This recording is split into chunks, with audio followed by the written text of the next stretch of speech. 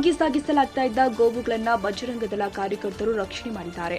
ಈ ವೇಳೆ ಗೋವುಗಳನ್ನ ಸಾಗಿಸಲು ಕುಮ್ಮಕ್ಕು ಕೊಟ್ಟ ಗೋವು ಕಳ್ಳನೊಬ್ಬ ಬಜರಂಗ ದಳ ಕಾರ್ಯಕರ್ತನಿಗೆ ಫೋನ್ನಲ್ಲಿ ಜೀವ ಬೆದರಿಕೆ ಹಾಕಿದ್ದಾನೆ.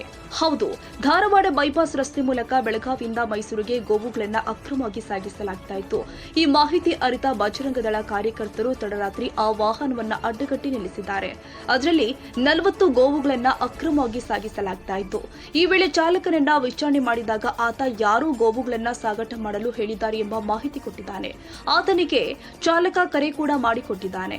ಈ ವೇಳೆ ಬಜರಂಗ ದಳ ಮುಖಂಡರೊಂದಿಗೆ ಮಾತನಾಡಿದ ಆ ವ್ಯಕ್ತಿ, ವಾಹನವನ್ನ ಸುಮ್ಮನೆ ಬಿಡು, ಇಲ್ಲದೆ ಹೋದ್ರೆ ನಿನ್ನನ್ನ ಅಲ್ಲೇ ಬಂದು ಮರ್ಡರ್ ಮಾಡ್ತೀನಿ, ನಿನಗೆ ಏನ್ ಬೇಕು ಅದನ್ನ ಕೊಡ್ತಾರೆ, ಸುಮ್ಮನೆ ತೆಗೆದುಕೊಂಡು ವಾಹನ ಬಿಡು, ನನಗೆ ಕಾಂಗ್ರೆಸ್ ಎಂಎಲ್ಎ ಗೊತ್ತು ಅಂತ ಜೀವ ಬೆದರಿಕೆ ಹಾಕಿದ್ದಾನೆ.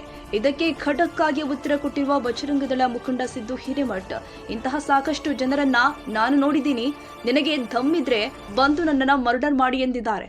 ಸ್ಥಳಕ್ಕೆ ಉಪನಗರ ಠಾಣೆ ಇನ್ಸ್ಪೆಕ್ಟರ್ ಪ್ರಭು ಗಂಗಿನಹಳ್ಳಿ ಕೂಡ ಭೇಟಿ ಕೊಟ್ಟಿದ್ರು. ಅವರಿದ್ದ ಸಂದರ್ಭದಲ್ಲಿ ಆ ವ್ಯಕ್ತಿ ಫೋನ್ ಕರೆ ಮೂಲಕ ಸಿದ್ದು ಹಿರೇಮಠ್ಗೆ ಧಮಕಿ ಹಾಕಿದ್ದಾನೆ. ಸದ್ಯ ಆ ವಾಹನಗಳನ್ನ ಉಪನಗರ ಠಾಣೆ ಪೊಲೀಸರು ವಶಕ್ಕೆ ಪಡೆದು ಗೋವುಗಳನ್ನ ಗೋಶಾಲೆಗೆ ರವಾನಿಸಿದ್ದಾರೆ.